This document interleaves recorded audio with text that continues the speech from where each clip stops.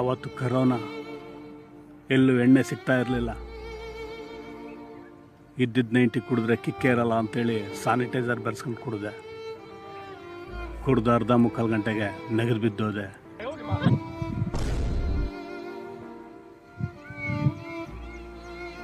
ಇರೋ ಎಣ್ಣೆ ಕುಡಿದು ಆರಾಮಾಗಿರೋದು ಬಿಟ್ಟು ಸ್ಯಾನಿಟೈಸರ್ ಕುಡಿದು ಸತ್ತೋಗಿದೆಯಲ್ಲ ಲೇ. ಅಂಥದ್ದೇನೋ ನಿನ್ನ ಪ್ಲ್ಯಾನು. ಸತ್ತಾಗ್ಲಿಂದ ನಿದ್ದೆ ಇಲ್ಲ. ಯಾಕೆ ಗೊತ್ತಾ?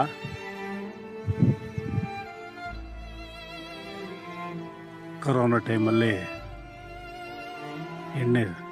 ಸರ್ಕಾರಕ್ಕೆ ಎಣ್ಣೆ ತಂದುಕೊಟ್ಟ ಲಾಭ ಸಾವಿರಾರು ಲಕ್ಷ ಕೋಟಿ. ಕೊರೋನಾ ಮುಗಿದು ಇನ್ನೊಂದು ವರ್ಷಕ್ಕೆ ಅದಕ್ಕಿಂತ ಡಬ್ಬಲ್ ಸರ್ಕಾರಕ್ಕೆ ನಾವು ಕುಡುಕರು ಇಷ್ಟೊಂದು ಲಾಭ ಮಾಡಿಕೊಡ್ತೀವಿ. ನಮಗೇನು ಉಪಯೋಗ ಇಲ್ಲ. ಮನೆಗೆ ದುಡಿಯೋದು ಬಿಟ್ಟು ಮಕ್ಕಳಿಗೆ ಉಪವಾಸ ಹಾಕಿ ಬರೀ ಕುಡಿ ಕುಡಿ ಕುಡಿ ದುಡ್ದಿದ್ದೆಲ್ಲ ಕುಡಿಯೋಕ್ಕೆ ಹಾಕ್ತೀವಿ. ಸರ್ಕಾರ ನಮಗೇನು ಕೊಡುತ್ತೆ? ಕುಡಿದು ಕುಡಿದು ಕಿಡ್ನಿ ಲಿವರ್ ಫೇಲ್ ಆದರೆ ಆಸ್ಪತ್ರೆಯಲ್ಲಿ ತೋರ್ಸೋಕೆ ದುಡ್ಡಿರಲ್ಲ. ಹೆಂಡತಿ ಮಕ್ಕಳು ನಾವು ಕುಡಿತೀವಿ ಅಂತೇಳಿ ನಮ್ಮನ್ನು ನೋಡೋಕ್ಕೂ ಬರಲ್ಲ, ನಮ್ಮನ್ನು ಕ್ಯಾರೇನೂ ಅನ್ನಲ್ಲ. ಅದೇ ಸರ್ಕಾರ ನಮಗೆ ಏನಾದರೂ ಒಂದು ಕುಡುಕರಿಗೆ ಒಂದು ವ್ಯವಸ್ಥೆ ಮಾಡಿದರೆ, ಒಂದು ಇನ್ಶೂರೆನ್ಸ್ ಮಾಡಿಸಿದ್ರೆ, ಆಸ್ಪತ್ರೆಯಲ್ಲಿ ಬಿದ್ದ ದಿನ ಹೆಂಡತಿ ಮಕ್ಕಳಾದರೂ ಬಂದು ನಮಗೆ ಆರೋಗ್ಯಕ್ಕೆ ನೋಡ್ಕೊಳೋರು. ಇಲ್ಲ ಸತ್ತ ಮೇಲೆ ನಮ್ಮ ದುಡ್ಡಾದರೂ ತಾಂಡು ಕೊನೆ ಪಕ್ಷ ನಮ್ಮ ತಿಥಿ ಆದರೂ ಮಾಡೋರು. ಆದರೆ ಇದ್ದಾಗಲೂ ಯಾರು ಕ್ಯಾರೆ ಅನ್ನಲ್ಲ, ಸತ್ತ ಮೇಲೆ ಇನ್ನೇನು ಕ್ಯಾರೆ ಅಂತಾರೆ. ಇದ್ದಾಗಲೇ ಸತ್ರ ಸಾಕು ಅಂತೇಳಿ ಹೆಂಡತಿ ಮಕ್ಕಳು ಯಾವಾಗಲೂ ದೇವ್ರ ಹತ್ರ ಬೇಡ್ಕೊಂತಿರ್ತಾರೆ.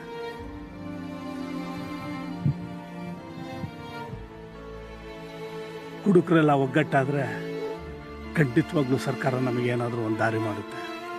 ಪ್ರತಿಯೊಬ್ಬ ಕುಡುಕನಿಗೂ ಅವನು ಎಂಥದೇ ಎಣ್ಣೆ ಕುಡಿಲಿ, ಪ್ರತಿಯೊಬ್ಬ ಕುಡುಕನಿಗೂ 5 ಲಕ್ಷದ ಇನ್ಶೂರೆನ್ಸ್ ಸತ್ತರೆ ಆಸ್ಪತ್ರೆ ಖರ್ಚು. ಅವಾಗ ಕುಡುಕನಿಗೂ ಒಂದು ಬೆಲೆ, ಕುಡಿಯೋದಕ್ಕೂ ಒಂದು ಅರ್ಥ ಇರುತ್ತೆ. ಇದು ಕುಡುಕರೆಲ್ಲ ಒಗ್ಗಟ್ಟಾಗಿ ಈ ರೂಲ್ಸ್ ತರ್ತೀವಂದರೆ ಸುಳ್ಳು. ಎಣ್ಣೆ ಮುಂದೆ ಯಾರೂ ನಿಲ್ಲಲ್ಲ. ಪ್ರತಿಯೊಬ್ಬ ಕುಡುಕನ ಹೆಂಡ್ತಿನೂ ಈ ನಿರ್ಧಾರ ತಕ್ಕಬೇಕು. ಪ್ರತಿಯೊಬ್ಬ ಕುಡುಕನ ಹೆಂಡ್ತಿನೂ ಒಗ್ಗಟ್ಟಾಗಿ ಸಂಘ ಸಂಸ್ಥೆಗಳು ಇವ್ರಿಗೆ ಕೈ ಜೋಡಿಸಿದ್ರೆ ಖಂಡಿತವಾಗ್ಲೂ ಸರ್ಕಾರ ಬಗ್ಗುತ್ತೆ. ಪ್ರತಿಯೊಬ್ಬ ಕುಡುಕನಿಗೂ 5 ಲಕ್ಷದ ಇನ್ಶೂರೆನ್ಸು ಬೇಕಾದಷ್ಟಾಗುತ್ತೆ. ನಾವಿದ್ದಾಗಲೇ ಹೆಂಡ್ತಿ ಮಕ್ಕಳು ಉಪವಾಸ, ನಾವು ಸತ್ತ ಮೇಲೆ ಕೊನೆ ಪಕ್ಷ 5 ಲಕ್ಷ ತಾಂಡು ಜೀವನ ಆದರೂ ಹೆಂಗಾದರೂ ಮಾಡ್ತಾರೆ. ಬೀದಿಯಲ್ಲಿ ಮಲಗ್ತೀವಿ, ಕುಡಿದು ಚರಂಡಿಯಲ್ಲಿ ಮಲಗ್ತೀವಿ. ಎಲ್ಲಿ ಮಲಗ್ತೀವೋ ಹೆಂಗೆ ಮಲಗ್ತೀವೋ ಗೊತ್ತಿಲ್ಲ. ಕಿಡ್ನಿ ಹಾಳಾಗುತ್ತೆ, ಲಿವರ್ ಹೋಗುತ್ತೆ ಅಂತ ಎಲ್ಲ ಪಡ್ಕೊಂಡ್ರು ಕುಡಿಯೋ ಚಟಕ್ಕೆ ಬಿದ್ದಿರ್ತೀವಿ. ಅದರಿಂದ ಹೊರಗೆ ಬರೋಕ್ಕಾಗಲ್ಲ. ಇದಕ್ಕೆಲ್ಲ ಸರ್ಕಾರನೇ ಕಾರಣ.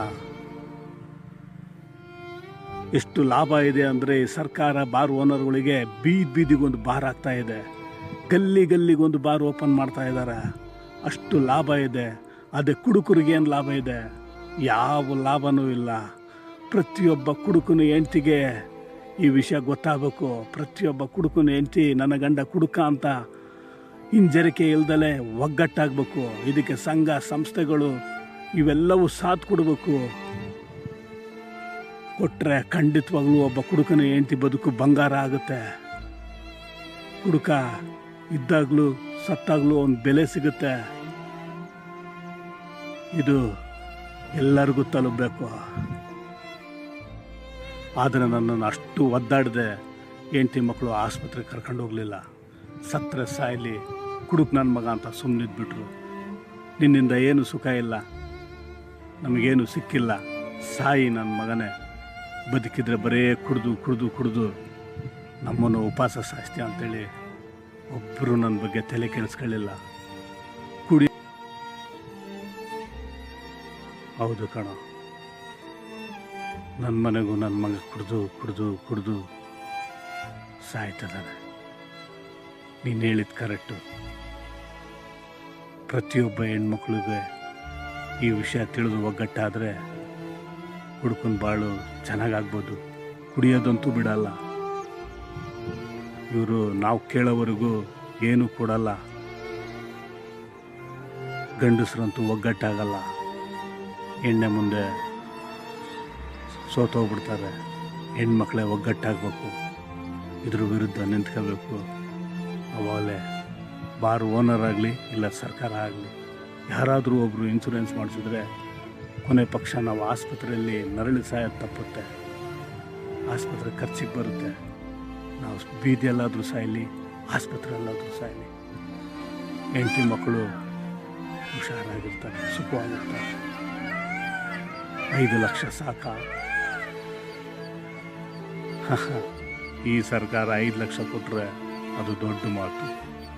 ಈ ವಿಷಯ ಮೊದಲು ಅವ್ರ ತಲೆಗೆ ಹೋಗ್ಬೇಕು. ಆ ಸರ್ಕಾರ ತಲೆಗೆ ಹೋಗೋಕ್ಕಿಂತ ಮುಂಚೆ ಪ್ರತಿಯೊಬ್ಬ ಕುಡುಕನ ಹೆಣ್ಮಕ್ಳಿಗೆ ಹೋಗ್ಬೇಕು. ಯಾರು ಕುಡಿಯಲ್ಲ ಭೂಮಿ ಮೇಲೆ, ಎಲ್ಲರೂ ಕುಡಿತಾರೆ.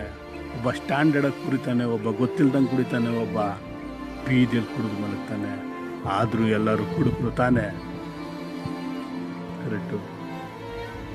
ಈಗ ನನ್ನ ಮಗ ಕುಡಿತಿದ್ದಾನಂತೆ.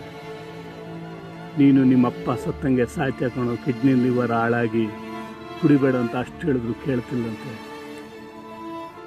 ಕುಡಿಯೋದಂತೂ ಬಿಡಲ್ಲ.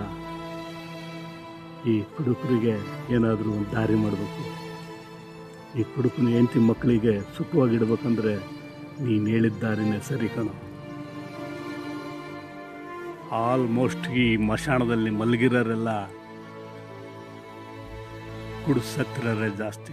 ಯಾವುದೇ ಮಶಾಣಕ್ಕೆ ಹೋಗು ಎಲ್ಲ ಕುಡಿದು ಸತ್ತಿರಾರೆ.